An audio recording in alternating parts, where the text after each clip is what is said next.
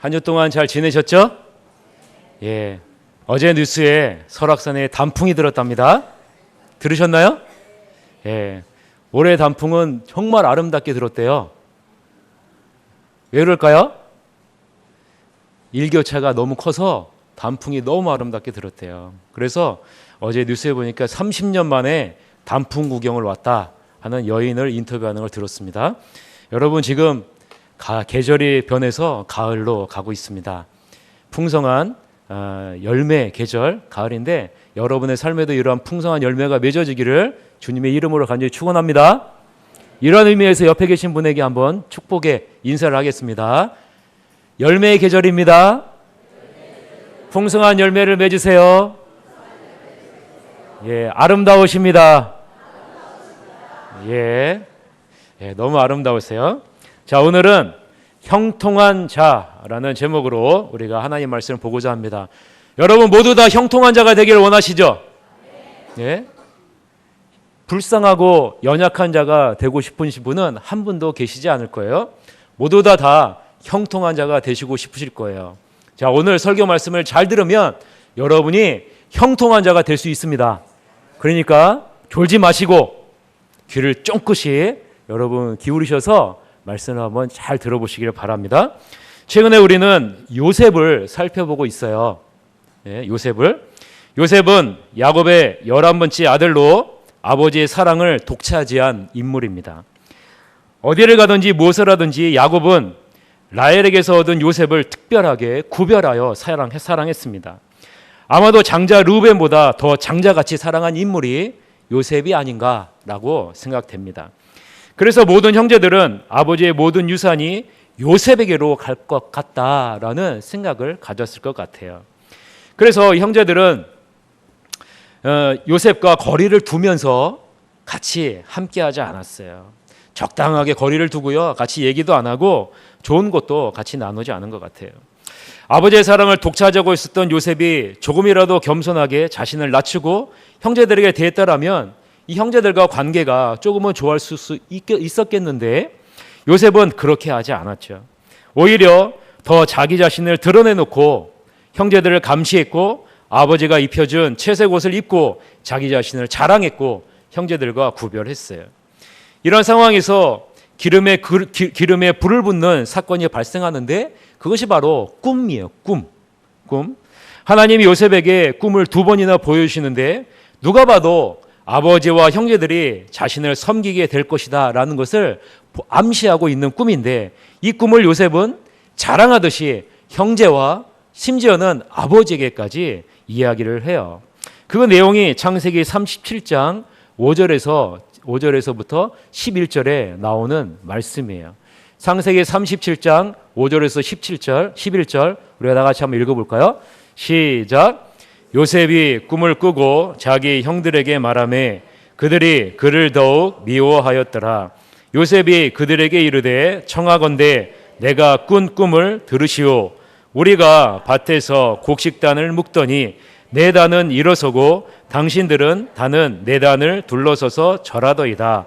그의 형들이 그에게 이르되 내가 참으로 우리의 왕이 되겠느냐 참으로 우리를 다스리게 되겠느냐 하고 그의 꿈과 그의 말로 말미암아 그를 더욱 미워하더니 요셉이 다시 꿈을 꾸고 그의 형들에게 말하여 이르되 내가 또 꿈을 꾼즉 해와 달과 11별이 내게 절하더이다 하니라. 그가 그의 꿈을 아버지와 형들에게 말하매 아버지가 그를 꾸짖고 그에게 이르되 내가 꾼 꿈이 무엇이냐 나와 내 어머니와 내 형들이 참으로 가서 땅에 엎드려 내게 절하겠느냐. 그의 형들은 시기하되 그의 아버지는 그 말을 간직해 두었더라 라고 기록하고 있어요. 이 꿈을 꾼 이 요셉이 뭐라고 얘기하냐면 이르되 들으시오 라는 거죠. 여러분 여기서 들으시오라는 헬라어 원어의 의미는 이거예요. 자, 형들 일로 오세요. 앉으세요. 자, 귀를 기울이시고 주목해 보세요. 제가 지금부터 제가 꾼 꿈을 이야기할 테니까 잘 들으세요. 그런 의미의 단어가 바로 이 들으시오라는 단어예요.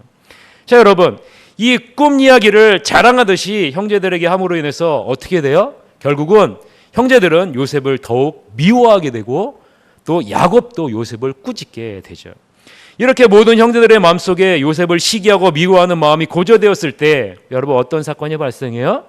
집에 멀리 떨어져 세겜에서 형제들이 양을 치고 있을 때 아버지의 심부름을 받고 요셉 홀로 형제들을 맞이하게 되는 사건이 발생하게 돼요. 여러분 형제들은요 그것을 보고 어떻게 여깁니까? 이때다라는 거죠. 이때가 기회라고 생각한 요셉의 형제들은 요셉을 죽일 계획을 세우고 요셉이 입고 있는 모든 옷을 벗기고 구덩이에 던져요. 가만히 두면 요셉은 죽을 수밖에 없는 처지와 형편에 빠지게 되죠. 이때 유다의 제안으로 요셉을 이스마엘 상인에게 팝니다. 그리고 요셉이 죽었다고 아버지와 장자 루벤을 속여요. 결국 목숨을 건진 요셉은 이스마엘 상인들을 통해서 애굽에 들어가게 됐고 애굽 왕 바로의 신하 친위대장 보디발에게 팔리게 되는 일이 발생하게 되는 거예요. 그것이 바로 오늘 본문 1절까지의 내용입니다. 여러분 창세기 39장 1절 우리가 다 같이 한번 읽어봅시다. 오늘 본문이죠. 창세기 39장 1절 다 같이 읽어봅시다. 시작. 요셉이 이끌려 바로의 신하 친위대장 애굽 사람 보디발이 그를 그리로 데려간 이스마엘 사람의 손에서 요셉을 사니라. 자, 여러분 이 시점까지 보면 여러분이 볼 때 요셉은 형통한 자 같습니까? 아니면 비참하고 불쌍한 자 같습니까? 뭔가 함정이 있을 거야. 이런 생각하지 마시고 여러분 39장 1절을 딱 읽었을 때 여러분 이 요셉은 가장 불쌍하고 비참한 사람처럼 보여요? 아니면 형통한 사람처럼 보여요? 그렇죠. 여러분 가장 비참하고 불쌍한 사람처럼 보여요. 누가 봐도 가장 불쌍한 자예요. 아버지 곁에 있을 때 지혜롭게 행동했더라면 형제들에게 교만하게 자랑만 안 했더라도 아버지 곁에서 아무 어려움 없이 살 수 있었던 요셉이 이제 발가벗겨진 채 여러분 종으로 팔려갔는데 그게 어떻게 형통한 모습이겠어요. 가장 비참하고 불쌍한 모습이죠. 그런데 이런 요셉을 하나님은 2절에 뭐라고 말씀하시냐면요. 예? 형통한 자라라고 얘기를 합니다. 형통한 자라고 얘기해요. 한번 2절 한번 다 같이 한번 읽어볼까요? 본문 2절 읽어봅시다. 시작. 그가 형통한 자가 되어 그의 주인 애굽 사람의 집에 있으니 여러분 우리가 생각한 가장 비참하고 불쌍한 이 종, 이 요셉이 어떻게 되었다라고 하나님이 말씀하시냐면 형통한 자가 되었다라고 얘기를 하고 있어요. 자, 어떻게 가장 불쌍하고 비참한 종에서 하나님이 보시기에 가장 형통한 자로 변할 수 있었을까? 여러분, 여기서 하나님이 말한 형통한 자는 어떠한 자냐면요. 히브리어로 마칠리아흐라는 단어야. 마칠리아흐라는 단어인데 이 마칠리아흐를 사역형으로 사용했을 때는 어떤 의미냐면요. 내가 하는 모든 일이 잘 된다는 거예요. 번성한다는 거예요. 번영한다는 거예요. 뿐만 아니라 내 주변에 있는 사람들도 나와 같이 번성하고 번영하고 형통하게 되는 은혜를 누리게 된다라는 단어가 마칠리아흐 사역형이라는 거예요. 자, 여러분 한번 보세요. 말이 돼요? 여러분 생각할 때 이해가 되십니까? 아니요.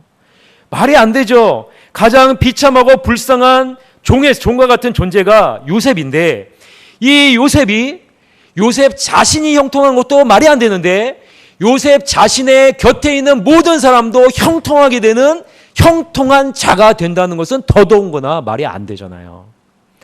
더더군다나 여러분 여기서 형통한 자라는 영어는요 어떤 단어를 사용했냐면 successful man이라고 사용했어요. 여러분 successful man은 정말로 형통한 사람이에요. 성공한 사람을 말하는 거예요.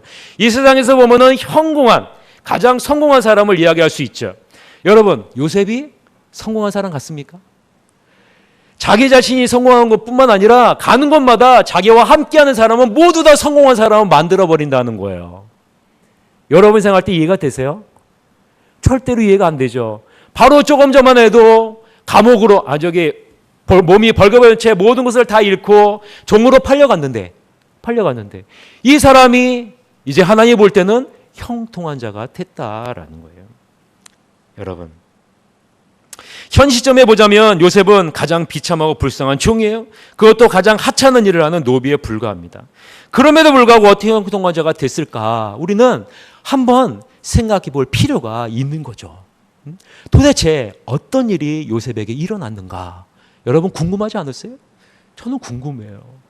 요셉이요, 구덩이에서 끌려나서 벌거벗겨진 채 여러분 이스마엘 사람에게 팔려가서 애굽으로 끌려갔을 때, 애굽으로 끌려가고 있을 때 벌거벗은 채 모든 것을 다 했고 벌거벗은 채 끌려가고 있을 때 요셉은 무슨 생각을 하고 있었을까요? 여러분 같으면 어떤 생각을 했겠습니까? 아버지의 특별한 사랑과 관심이 제일 많았고 아버지의 그늘에서 많은 특권을 누리면서 살았어요. 부족한 것은 하나도 없었어요. 오히려 차고 넘치는 삶을 산 사람이 바로 요셉이에요. 오히려 같은 환경에 살고 있던 형제들보다 더 많은 것을 누리면서 산 인물이 요셉이에요. 마치 여러분과 같지 않습니까?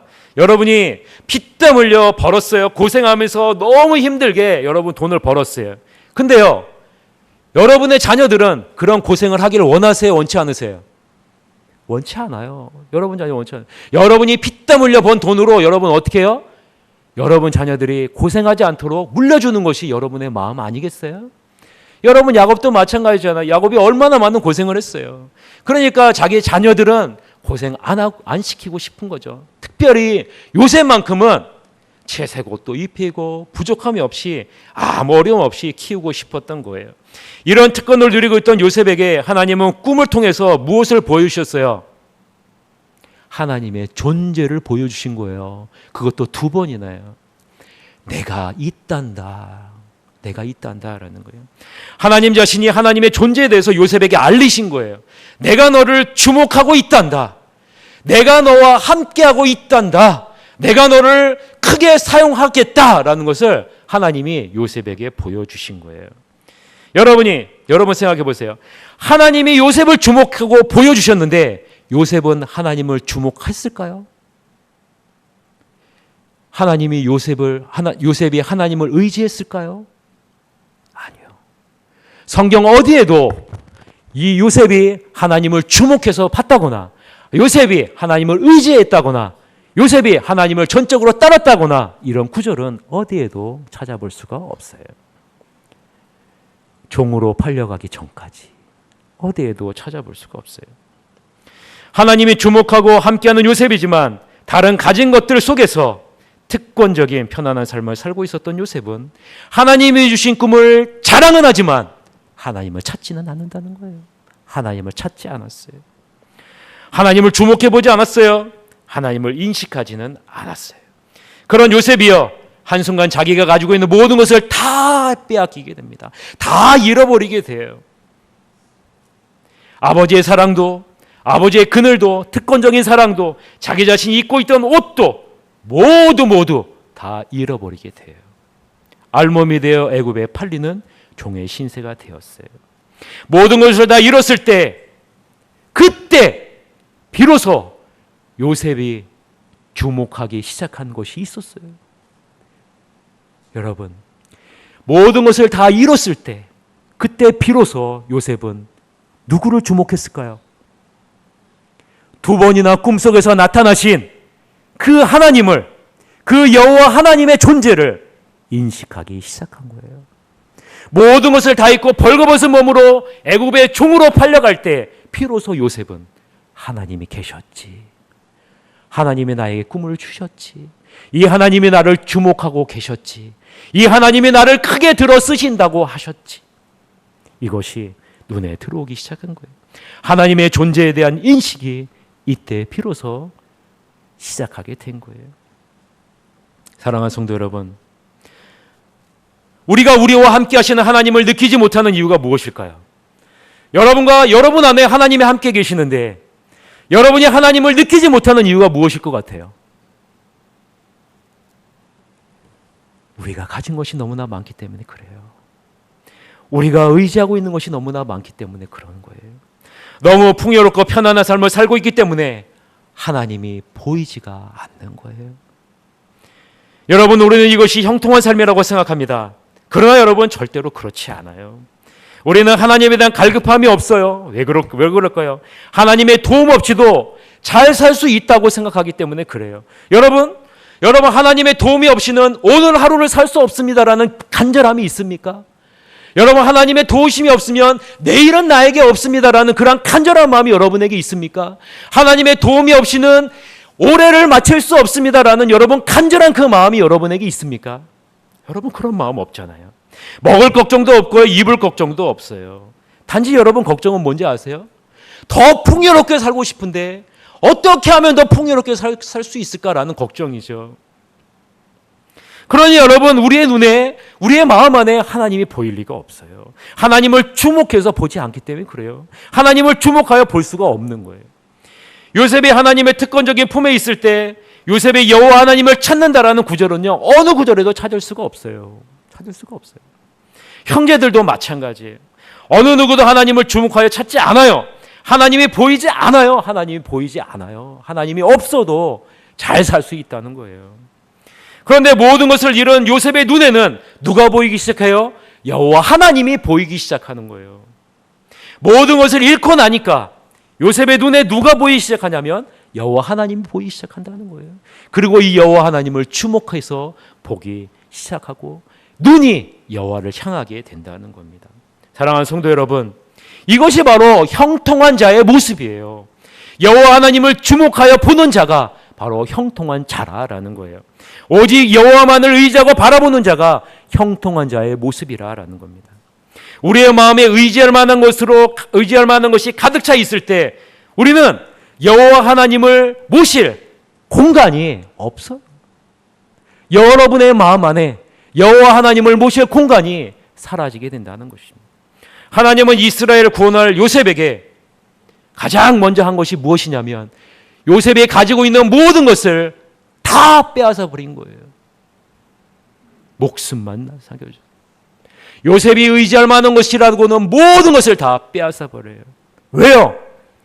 이스라엘을 구원할 자는 하나님과 함께하는 자여야 되기 때문에 그래요. 하나님과 함께하는 자가 이스라엘을 구원할 수 있기 때문에 그래요. 여러분 이 세상을 구원할 자는 누가 구원합니까? 하나님이 함께하는 하나님의 자녀를 통해서 이 세상을 구원하시기 때문에 그래요. 그래서 여러분 하나님은요 요셉에게 있는 모든 것을 다 빼앗어요. 왜 그럴까요? 요셉 자신은 절대로 포기하지 않기 때문에 그래요. 여러분 한번 움켜쥐면, 여러분 손 안에 한번 들어오면 여러분 절대로 놓지 않는 것이 여러분의 마음이지 않습니까? 여러분 갓난아이에게요, 갓난아이가 원하는 것을요 이게 손 안에 탁 쥐어주잖아요. 그러면요 이 갓난아이가요, 한두 살 먹은 갓난아이가 힘이 얼마나 세겠어요. 세지 않은데 이 아이가요 손에 움켜쥐면요 빼앗기지 않으려고 얼마나 이 아이가 몸부림치는지 몰라요. 여러분 다 기억나시죠? 예? 여러분 아이 손에 쥐어주면요 이것을 빼앗기지 않게 해서 온 힘을 다해서요. 예? 그래서요 손가락 하나를 피는데 얼마나 힘이 들어요. 하나 피는데 손가락 하나가 남아도 끝까지 버티는 것이요. 여러분 갓난아이잖아요. 우리 인간이 그렇지 않습니까? 여러분 손 안에 들어오면 그것을 끝까지 짊어지고 놓지 않으려고 하는 것이 우리 인간이지 않아요? 응? 그래서 여러분 하나님이 어떻게 하셨어요? 네? 강권적으로 요셉이 가지고 있는 모든 것을 다 빼앗아 버린 거예요. 강권적으로요. 모든 것이 비워진 요셉은요 비로소 그때 여호와 하나님을 주목해서 찾게 돼요. 사랑하는 성도 여러분, 너무 많은 것을 가지려고 하지 마세요. 너무 많이 소유하려고 하지 마세요. 그런 마음을 가지면요 하나님이 들어갈 공간이 사라지게 됩니다. 그래서 예수님은요 기도할 때 우리에게 이렇게 기도하라고 말씀하셨어요. 오늘 하루의 양식을 위해서 기도하라 라고 마태복음 6장 11절에 말씀하셨어요. 여러분 주기도문에 보면 이렇게 말씀하셨잖아요. 마태복음 6장 11절 우리 다 같이 한번 읽어볼까요? 마태복음 6장 11절, 마태복음 6장 11절. 여러분 주기도문에 나오는 거예요. 시작. 네, 여러분 보세요. 하나님은요, 예수님은 우리가 이 세상에 살면서 필요한 모든 것을 구하라라고 얘기하는데 한정을 시키셨어요. 어디에 한정시키셨어요? 오늘이라는 시간에 한정시키셨어요. 오늘, 여러분 가장 중요한 거예요. 가장 중요한 겁니다. 오늘이라는 시간 안에 한정해서 너희가 구하라는 거예요. 내일을 위해서 구하라고 얘기하고 있지 않아요. 예? 오늘 매일 하루하루 하나님이 채워주시는 것을 구하고 얻으며 사는 인생이 되라는 거예요. 이것이 바로 복된 인생이기 때문에 그런 거예요. 이렇게 살 때 우리는 매일의 삶에 하나님이 보이고 하나님이 함께 거하실 공간이 생기기 때문에 그러는 거예요. 그러나 여러분, 우리는 무엇을 원해요? 앞으로 1년, 2년, 10년 것까지 채워지기를 원하는 것이 우리들의 마음인 거예요. 그러면요, 우리는 하나님을 주목해서 보지 않는다는 거예요. 하나님을 온전히 의지하지 않는다는 거예요.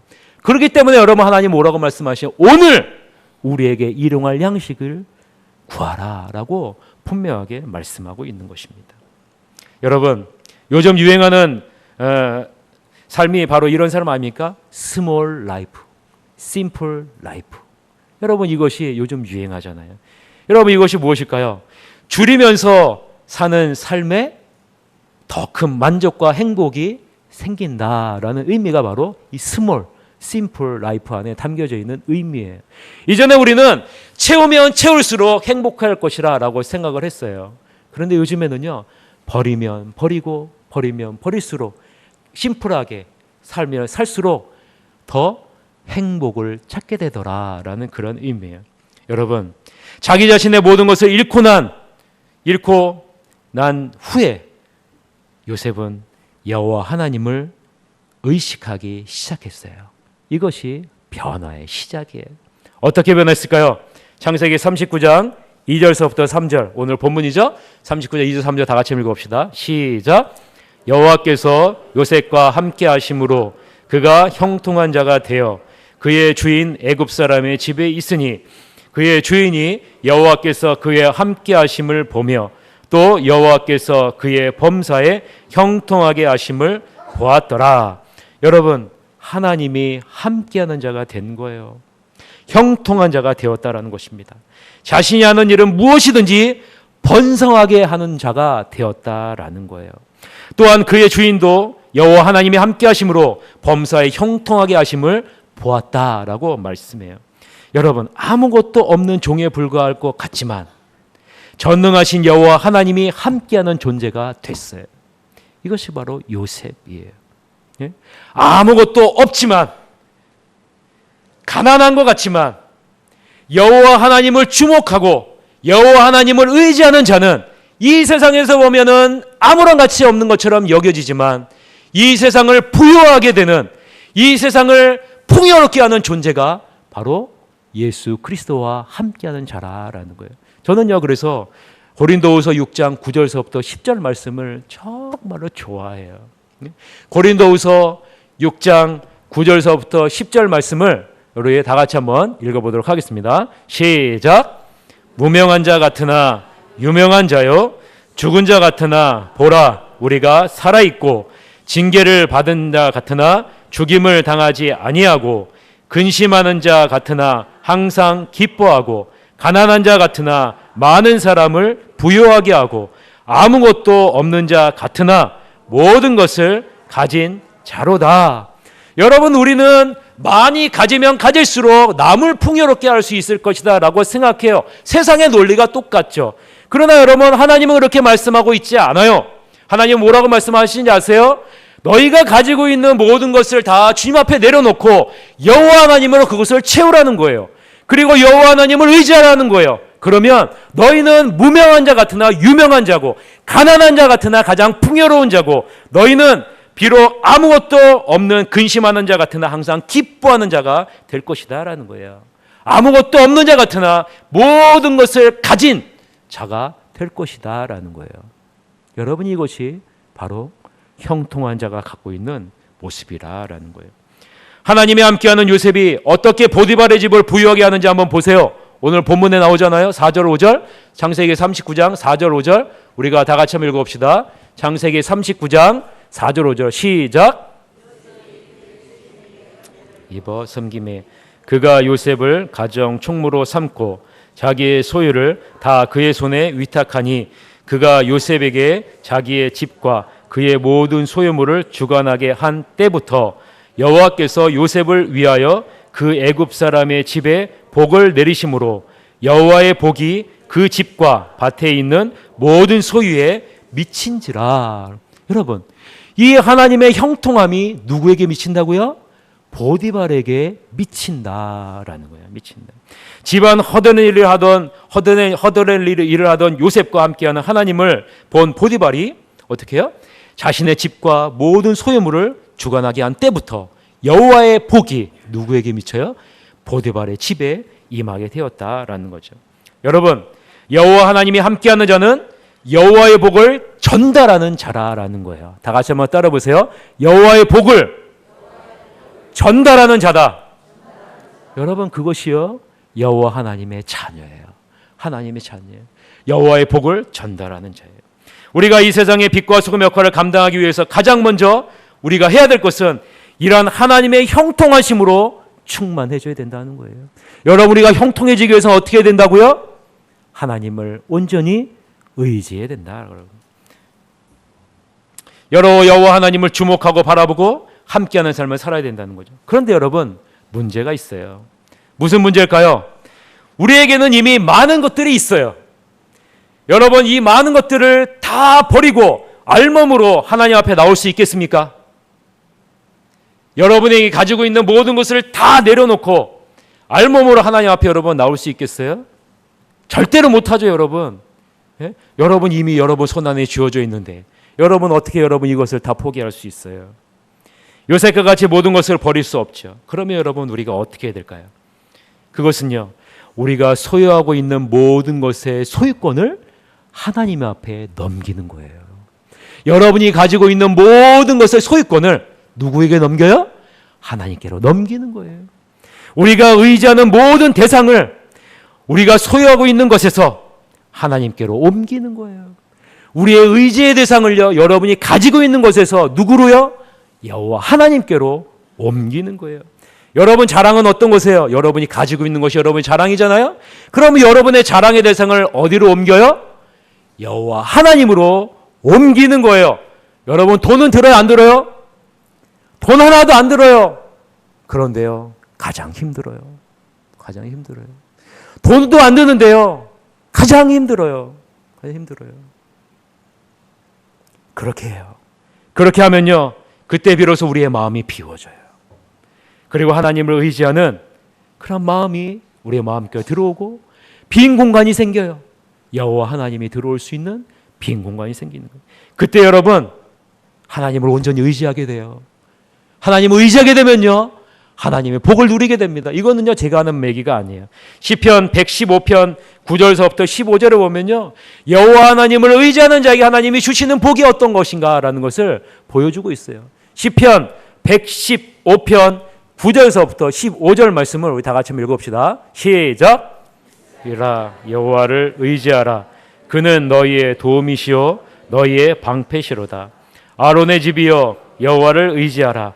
그는 너희의 도움이시요 너희의 방패시로다. 여호와를 경외하는 자들아 너희는 여호와를 의지하여라. 그는 너희의 도움이시요 너희의 방패시로다. 여호와께서 우리를 생각하사 복을 주시되 이스라엘 집에도 복을 주시고 아론의 집에도 복을 주시며 높은 사람이나 낮은 사람을 막론하고 여호와를 경외하는 자들에게 복을 주시리로다. 여호와께서 너희를 곧 너희와 너희 자손을 더욱 번창하게 하시기를 원하노라. 너희는 천지를 지으신 여호와께 복을 받는 자로다. 여러분, 여호와 하나님 앞에 복 받는 자는 어떤 자라고요? 여호와 하나님을 의지하는 자라는 거예요. 여호와 하나님을 의지하는 자. 여호와 하나님을 경외하는 자라는 거예요. 여러분, 여호와 하나님을 경외한다는 것은요, 여호와 하나님이 계신다라는 것을 인식하라는 거예요. 여호와 하나님이 어떤 분이신지를 너희가 알고 있으라는 거예요. 여러분, 아직 힘이 있을 때, 가진 것을 누릴 수 있을 때, 여러분 우리가 우리의 모든 행사를 여호와 하나님 앞에 맡기는 것이 바로 지혜예요. 그래서 잠언 16장 3절에서는요 이렇게 말씀하잖아요. 너희 행사를 여호와께 맡기라. 그리하면 내가 경영하는 것이 이루어지리라 라고 말씀하잖아요.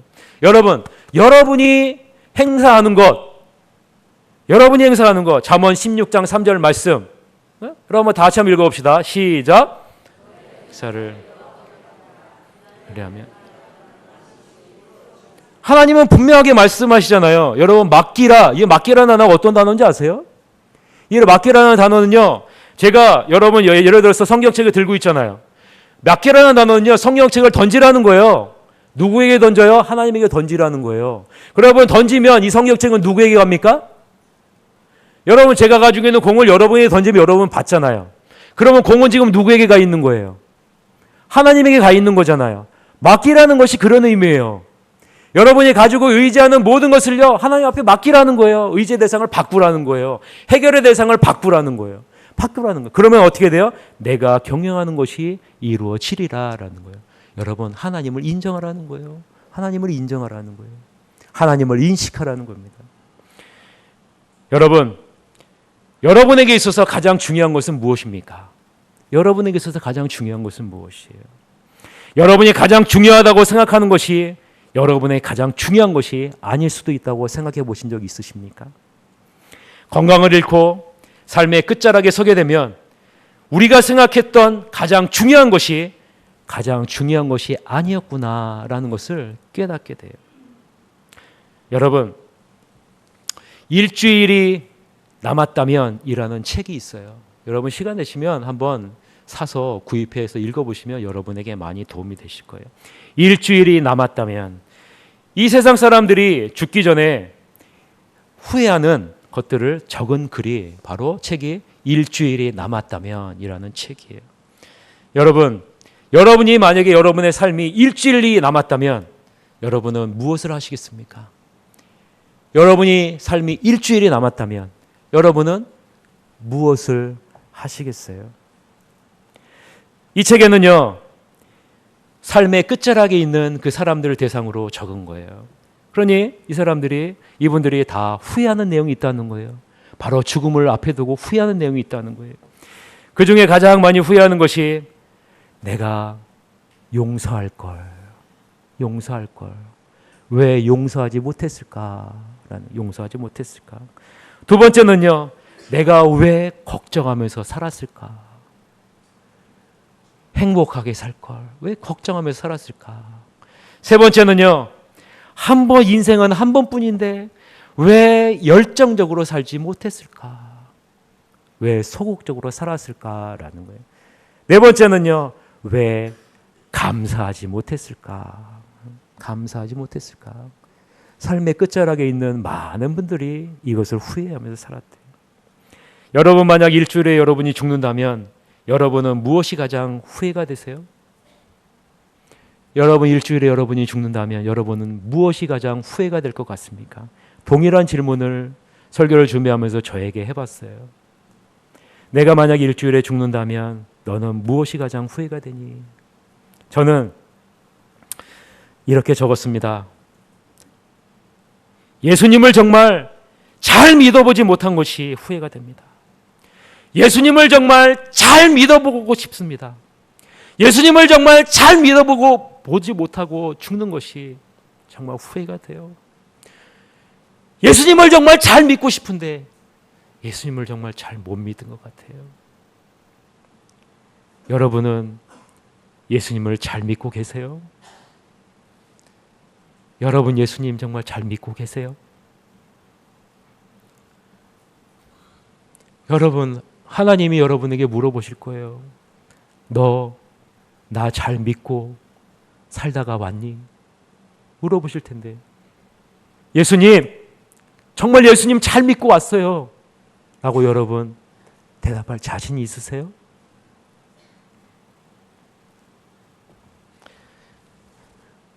여러분, 며칠 전에 JTBS의 그 8시 뉴스 앵커 브리핑에 이 한경진 목사님의 예화가 나온 적이 있어요.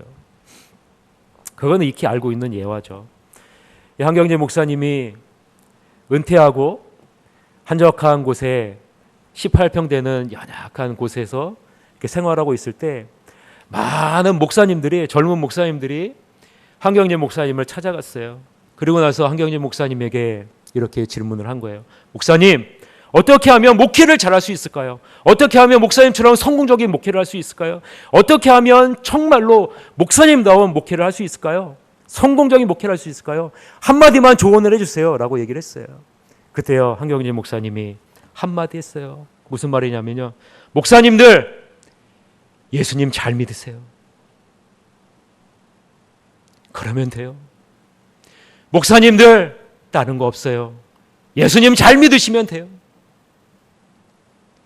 동일한 질문을, 동일한 답을 여러분에게도 하지 않습니까? 여러분은 무엇을 원하세요? 여러분의 삶 속에 하나 둘 채워지는 것이 여러분의 꿈이세요? 아니요. 하나님은 여러분에게 말씀해요.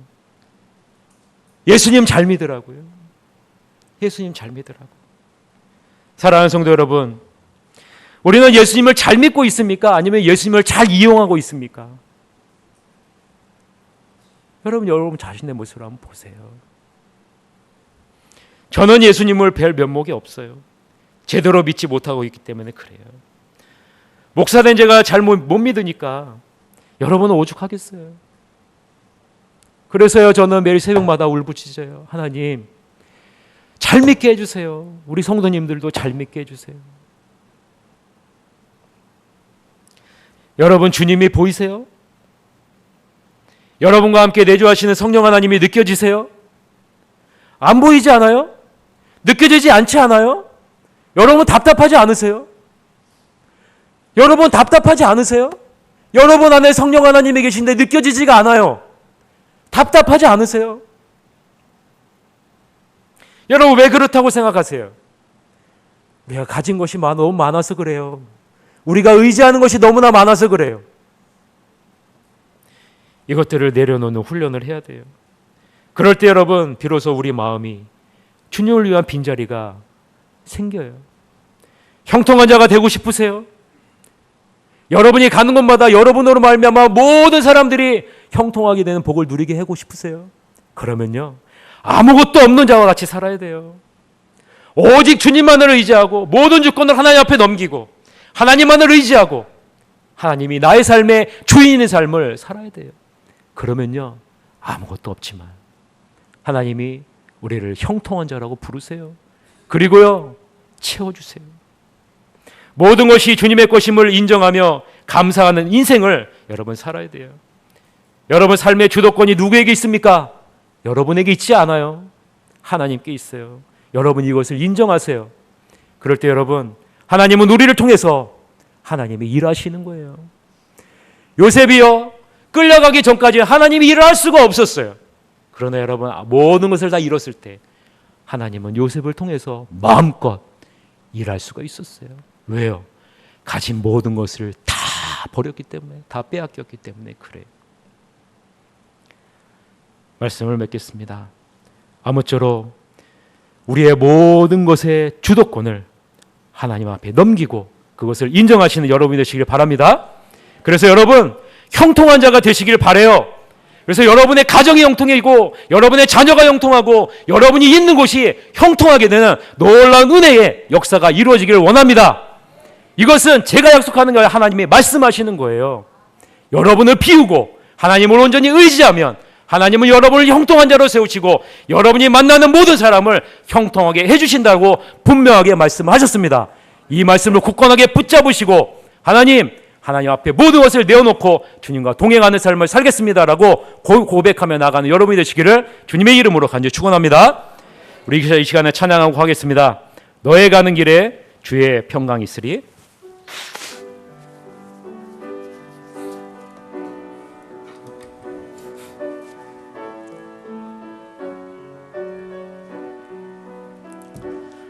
너의 가는 길에 주의 평강이 있으리. 평강의 왕 함께 가시니 너의 걸음 주 인도하시리. 주의 강한 손 너를 이끄시리. 너의 가는 길에 주의 축복이 있으리. 영광의 주 함께 가시니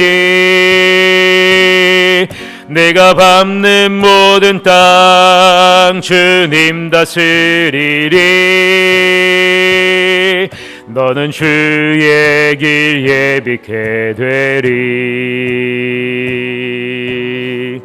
주님 나라 위하여, 주님 나라 위하여 길 떠나는 나의 형제여. 주께서 가라시니, 주께서 가라시니 너는 가라. 주의 이름으로 거칠은 광야 위에 꽃은 피어나고 세상은 내 안에서 주님의 영광 보리라. 강하고 담대하라. 세상 이기신 주늘 함께 너와 동행. 내게 새 힘 주시리. 주님 나라 위하여 길 떠나는, 주님 나라 위하여 길 떠나는 나의 형제여. 주께서 가라시니 너는 가라. 주의 이름으로, 주의 이름으로 거칠은 광야 위에 꽃은 피어나고 세상은 내 안에서 주님의 영광 보리라. 강하고 세상 이기신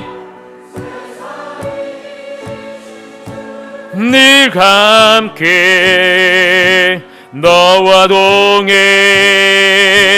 동행하시며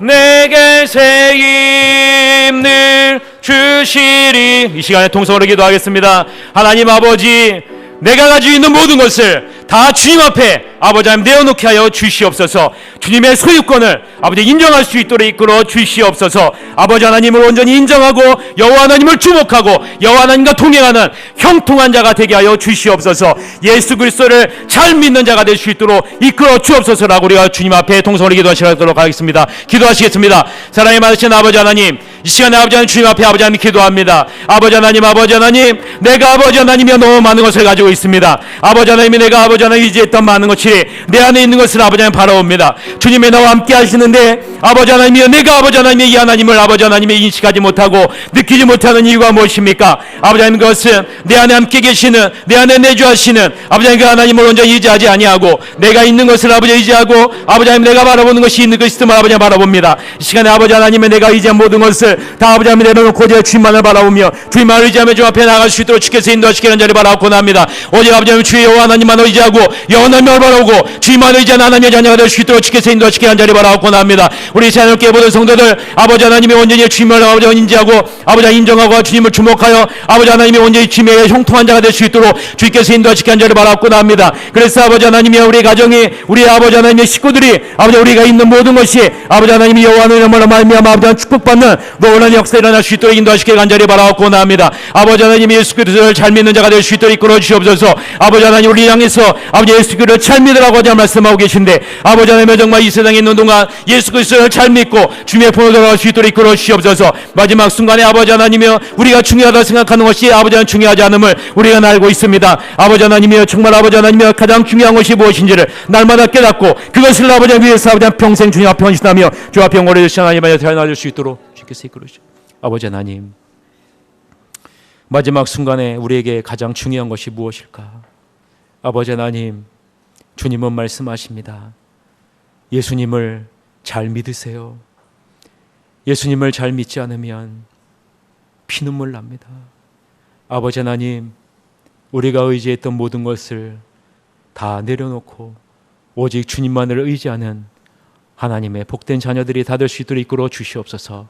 그래서 아버지 하나님, 요셉이 모든 것을 다 잃고 난 이후에야 여호와 하나님을 인식하고 주목하고 동행했듯이 아버지 하나님, 우리의 모든 것에 대한 소유권을 다 주님 앞에 내어 맡김으로 우리의 공간 안에 여호와 하나님을 향한 공간을 만들어 여호와 하나님과 동행하는 형통한 자가 될 수 있도록 이끌어 주시옵소서. 그래서 아버지 하나님, 내가, 우리의 가정이, 내가 속한 모든 것이 아버지 하나님 나로 말미암아 형통하게 되고 번성하게 되고 번영하게 되는 놀라운 은혜의 역사가 일어날 수 있도록 인도해 주시옵소서. 지금은 우리 구주 예수 그리스도의 은혜와 하나님 아버지의 무한하신 사랑과 성령님의 함께 하심이 사랑하는 모든 새하늘교회 모든 성도들 머리 위에 지금으로부터 영원토록 함께할지어다. 아멘.